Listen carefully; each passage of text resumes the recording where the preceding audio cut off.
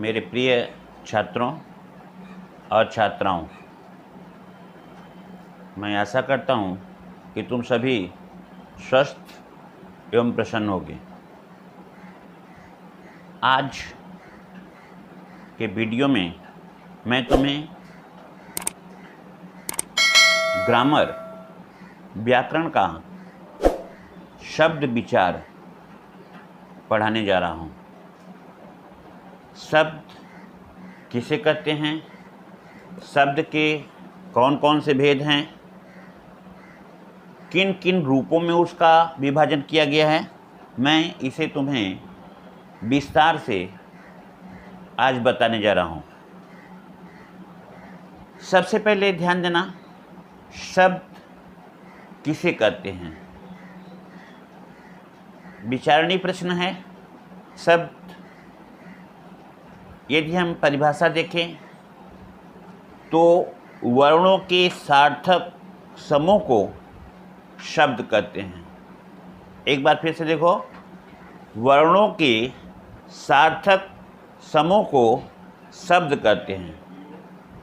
लेकिन यहाँ पे तुम्हें एक दूसरा प्रश्न आ जाएगा कि वर्ण किसे कहते हैं।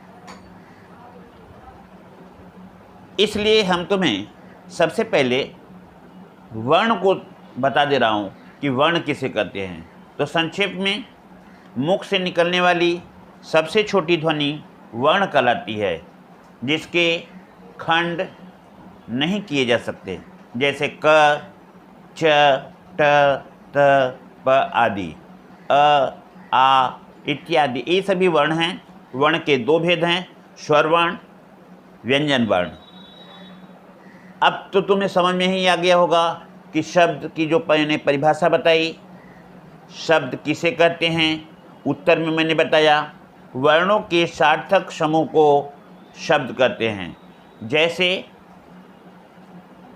दो वर्णों का शब्द मैं तुम्हें बता रहा हूँ, क प्लस ल कल, ज प्लस ल जल, न प्लस ल नल।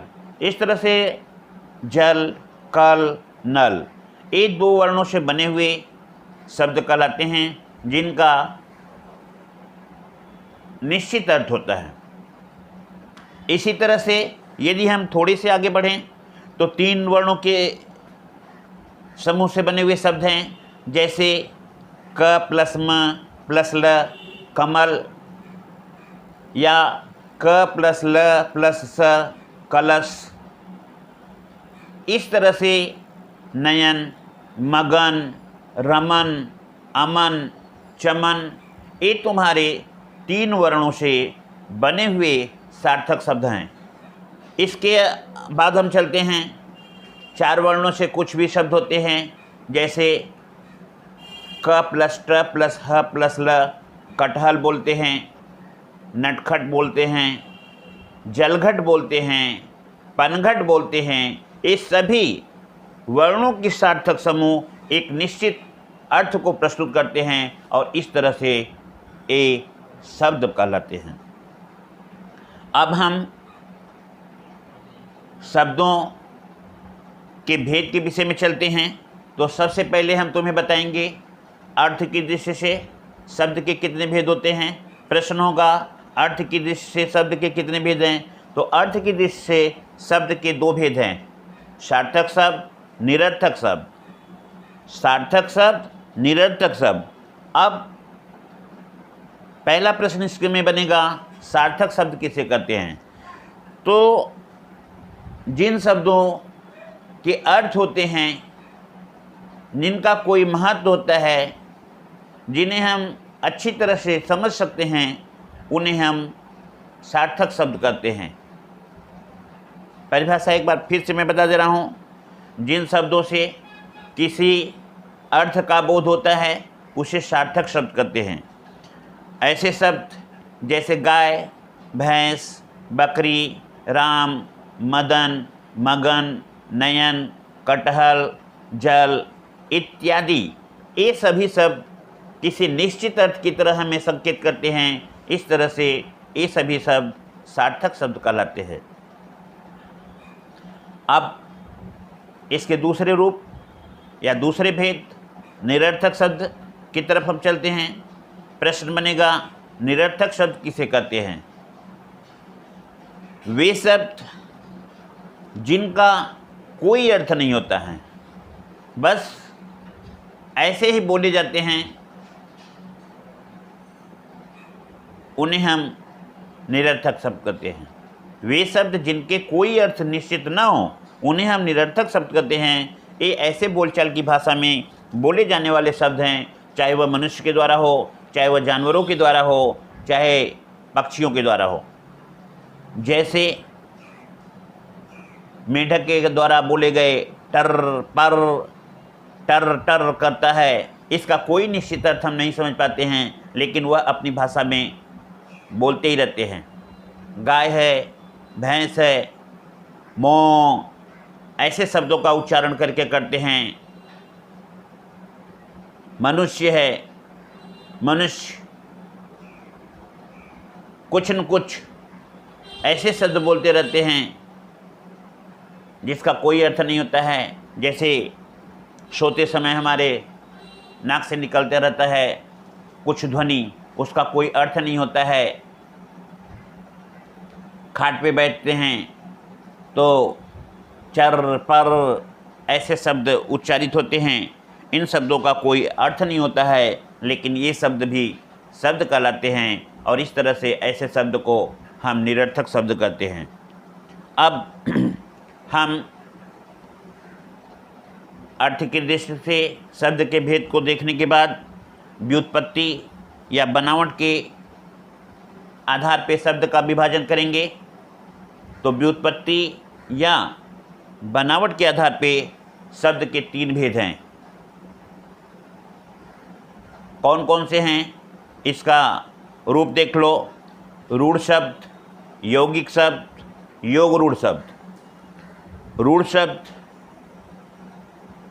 ध्यान देना, रूढ़ शब्द सार्थक शब्द है। रूढ़ शब्द सार्थक शब्द कहलाते हैं, लेकिन जब उसके खंड किए जाते हैं तो उनका कोई अर्थ नहीं होता है, उन खंडों का कोई अर्थ नहीं होता है। इस तरह से इन्हें रूढ़ शब्द कहते हैं। जैसे घोड़ा, गाय, भैंस, गाड़ी, बाड़ी, ये ऐसे शब्द हैं, इनके यदि हम खंड कर दे, जैसे घोड़ा को लेते हैं, घोड़ा 2 वर्णों से मिलकर के बना हुआ है, घो प्लस ड़ा। यदि हम इन दोनों ही वर्णों को अलग अलग कर दें तो इनका कोई अर्थ नहीं होता है। झाड़ू, झा को अलग कर दे, ड़ू को अलग कर दें, उसका भी कोई अर्थ नहीं होता है। दूसरा शब्द देख सकते हो, मोर। यदि हम मुँह अलग करें और र अलग करें तो इन शब्दों के खंड का कोई अर्थ नहीं होता है। इस तरह से यह व्युत्पत्ति के आधार पे रूढ़ शब्द कहलाते हैं। दूसरा होता है यौगिक शब्द। ध्यान देना, यौगिक शब्द वे शब्द जिनके खंड करने से दोनों ही खंडों के निश्चित अर्थ निकलते हैं, उन्हें हम यौगिक शब्द कहते हैं। जैसे हिमालय, छात्रावास, मेघालय, पाठशाला, विद्यालय, शिवालय। यदि हम विद्यालय को अलग करते हैं तो विद्या प्लस आलय, विद्या का निश्चित अर्थ है, आलय का निश्चित अर्थ है। शिवालय, शिव प्लस आलय, शिव महेश, आलय माने घर, अर्थात शिव जी का निवास स्थान शिवालय कहलाता है। इसी तरह से पाठशाला, पाठ जिसे हम लेसन के रूप में लेते हैं, शाला घर के रूप में लेते हैं। इस तरह से जहाँ पे बच्चों को अध्ययन कराने का स्थान होता है, जहाँ पे बच्चों को शिक्षा दी जाती है, वह पाठशाला कहलाती है। अब हम इसके तीसरे रूप अर्थात योग रूढ़, पहला रूढ़, दूसरा यौगिक, तीसरा योग रूढ़। योग रूढ़ शब्द यौगिक होने पर भी किसी सामान्य अर्थ को न प्रकट करके वह एक विशेष अर्थ को प्रदर्शित करता है, प्रकट करता है। इस तरह से यह यौगिक शब्द कहलाता है। यौगिक के रूप में मैंने जो बोला ये मेरी भूल है, यह यौगिक नहीं, योग रूढ़ शब्द कहलाता है। यौगिक शब्द तो पहले बता दिए, जो शब्द होते हैं दो भागों में बटे होते हैं और दोनों का निश्चित अर्थ होता है, वह यौगिक शब्द होता है।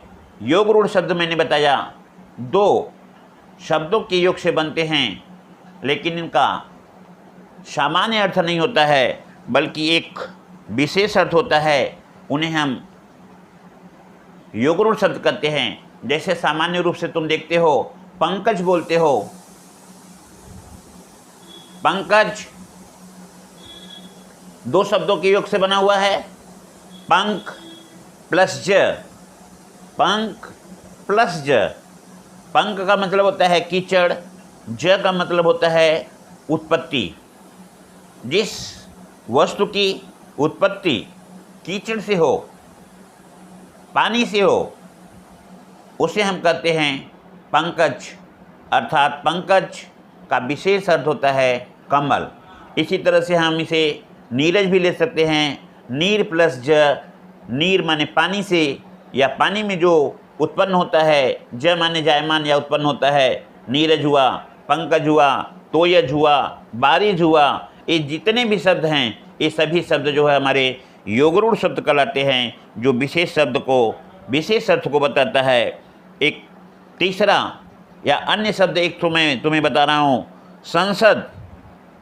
संसद इसे या संसार, इन शब्दों में यदि हम देखें तो हमें एक विशेष अर्थ प्रस्तुत दिखाई देता है। इस तरह से हम इसे कह सकते हैं संसद माने सम प्लस सद। सज्जन, सत प्लस जन, सज्जन। दूरजन, दूर प्लस जन। ये सभी जितने भी शब्द मैंने बताए लास्ट के, यह सभी शब्द हमारा योग रूढ़ शब्द कहलाता है। अब तुम्हारा अर्थ की दृष्टि से मैंने बताया शब्द के भेद, सार्थक और निरर्थक, व्युत्पत्ति के आधार पर मैंने बताया तुमको रूढ़ शब्द, यौगिक शब्द, योग रूढ़ शब्द। अब हम तीसरा चलते हैं, जो विशेष महत्वपूर्ण होता है हमारी बोलचाल की भाषा में या हमारे पठन पाठन में। उन शब्दों का मैं व्यवहार तुम्हें दिखा रहा हूँ। स्रोत के आधार पे शब्द के चार भेद होते हैं, तत्सम शब्द, तद्भव शब्द, देशज शब्द, विदेशज शब्द। पहला दिखाते हैं तत्सम शब्द।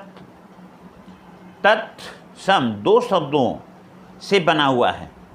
तत्सम शब्द दो शब्दों से बना हुआ है, तत् प्लस सम। तत् माने होता है उसके, सम माने समान। यह शब्द संस्कृत भाषा के लिए कहा गया है। जो शब्द संस्कृत की भाषा के ही समान हो उसे हम तत्सम शब्द कहते हैं। या इसकी परिभाषा हम इस तरह से करते हैं, तत्सम वे मौलिक शब्द हैं जो बिना किसी परिवर्तन के हिंदी भाषा में बोले जाते हैं, वह तत्सम शब्द कहलाते हैं। जैसे जल,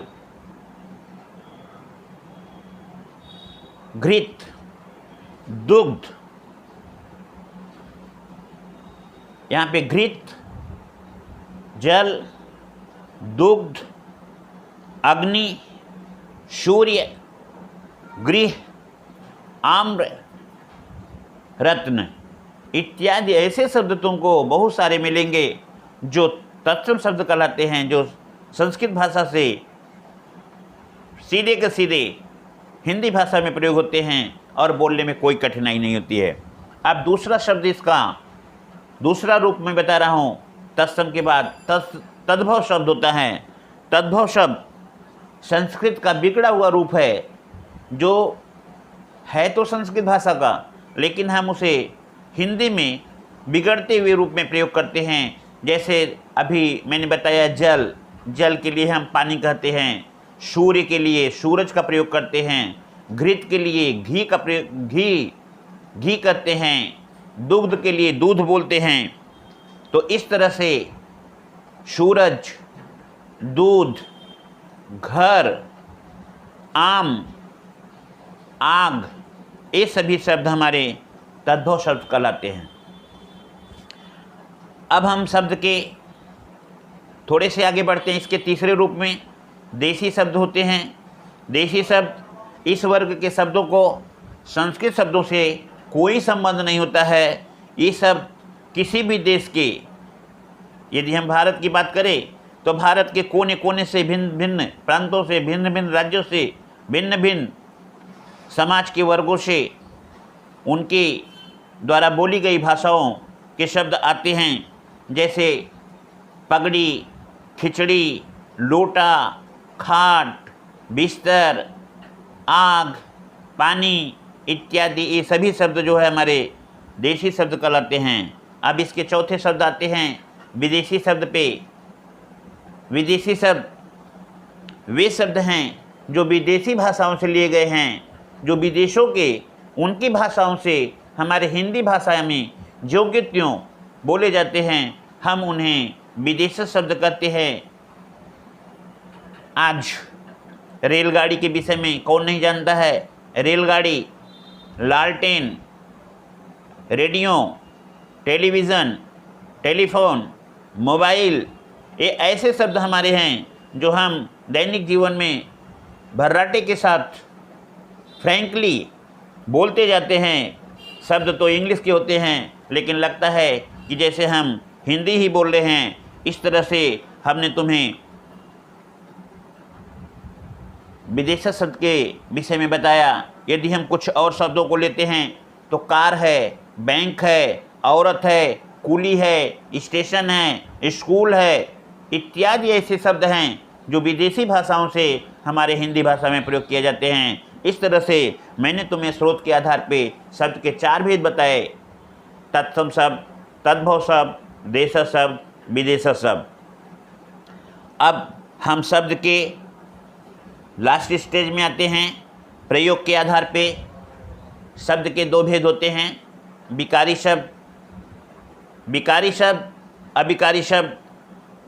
विकारी शब्द वे शब्द कहलाते हैं जिनके रूप, लिंग, वचन, कारक, जिनके रूप, लिंग, वचन, कारक के कारण कोई न कोई परिवर्तन आता रहता है, या हम बोलेंगे रूप, लिंग, वचन आदि के कारण जिन परिवर्तन होता है, ऐसे शब्दों को हम विकारी शब्द कहते हैं। जैसे लड़का का यदि हम लिंग बदलते हैं तो लड़की होता है, लड़का का यदि हम वचन बदलते हैं तो लड़के होता है। यदि हम मैं शब्द का रूप बदलता हूँ तो मेरा होता है, अच्छा का अच्छी होता है, अच्छाइयाँ होता है। इस तरह से हम देखते हैं कि भिन्न भिन्न शब्द जो है ऐसे बनते हैं जिन्हें हम विकारी शब्द कहते हैं। अविकारी शब्द इसका दूसरा रूप है। अविकारी रूप, अविकारी शब्द के प्रयोग में हम करते हैं वे शब्द अविकारी कहलाते हैं जिनके रूप में लिंग, वचन, कारक इत्यादि के कारण किसी भी प्रकार का परिवर्तन नहीं होता है, अर्थात इनका शब्द सदा एक सा रहता है, इसमें किसी भी प्रकार का परिवर्तन या बदलाव नहीं लाया जा सकता है। वे शब्द अविकारी शब्द कहलाते हैं। जैसे यहाँ, वहाँ, जहाँ, तहाँ, आज, दैनिक, दिन, प्रतिदिन, ये सभी शब्दों में हम किसी भी प्रकार का परिवर्तन नहीं कर सकते हैं। हम बिना, परंतु आदि शब्दों का प्रयोग करके अविकारी शब्दों की श्रेणी में इन्हें ले आते हैं। इन शब्दों का कोई भी परिवर्तन नहीं होता है। इस तरह से आज मैंने तुम्हें शब्द के भेद को मैंने बताया और इस तरह से शब्द को मैंने तुमको समझाया, शायद समझ में आ गया होगा। यदि नहीं आता है तो फिर भी मैं तुम्हें यहाँ पे एक रूप दिखा रहा हूँ इसका। शब्द किसे कहते हैं, उदाहरण से बताओ। दूसरा है अर्थ की दृष्टि से शब्द के कितने भेद हैं। सार्थक शब्द, निरर्थक शब्द लिखे हैं, दिखाई दे रहा होगा तुमको। व्युत्पत्ति अथवा बनावट के आधार पर शब्द के कितने भेद हैं, मैंने यहाँ पे दिखाया। रूढ़ शब्द, यौगिक शब्द, योग रूढ़ शब्द। अब इसके बाद होता है प्रयोग के विचार से शब्द के कितने भेद है, तो विकारी शब्द, अविकारी शब्द। और इसके बाद जो मैंने चौथा तुमको बताया है शब्द के परिवर्तन में, तो देखते हैं स्रोत के आधार पे शब्द के कितने भेद हैं। तो स्रोत के आधार पे यहाँ शब्द के 4 भेद दिखाई दे रहे हैं। तत्सम शब्द, तद्भव शब्द, देशज शब्द या देशी शब्द, और विदेशी शब्द या विदेश शब्द। इस तरह से तुम्हारे शब्द के प्रारूप को, शब्द के खंड को खंड खंड करके मैंने इसके विशेष रूप दिखाए हैं। शायद तुम्हें समझ में आ गया होगा। और मेरी बात को ध्यान में रखना। इसको इन शब्दों को तुम अपने नोटबुक में अवश्य लिखना। यदि नहीं समझ में आएगा तो तुम मुझसे फिर से भी पूछ सकते हो, और किसी भी तरह की कठिनाई को मैं दूर करने में तुम्हारा सहायता करने का कोशिश करूँगा। अब फिर मैं तुमसे एक बार अंत में कहूँगा कि इन जो भी मैं नोट तुमको दे रहा हूँ, तुम अपने नोटबुक में तैयार करते रहना। ये तुम्हारे लिए अति आवश्यक है। ठीक है, मैं यहीं पे अपने जो है शब्द के रूप को विराम देता हूँ। आशा करता हूँ कि तुम्हें समझ में आ गया होगा। इस तरह से तुम्हें धन्यवाद देते हुए मैं यहीं पे अपने इस ग्रामर भाग को, व्याकरण के इस शब्द रूप को यहीं पे समाप्त करता हूँ।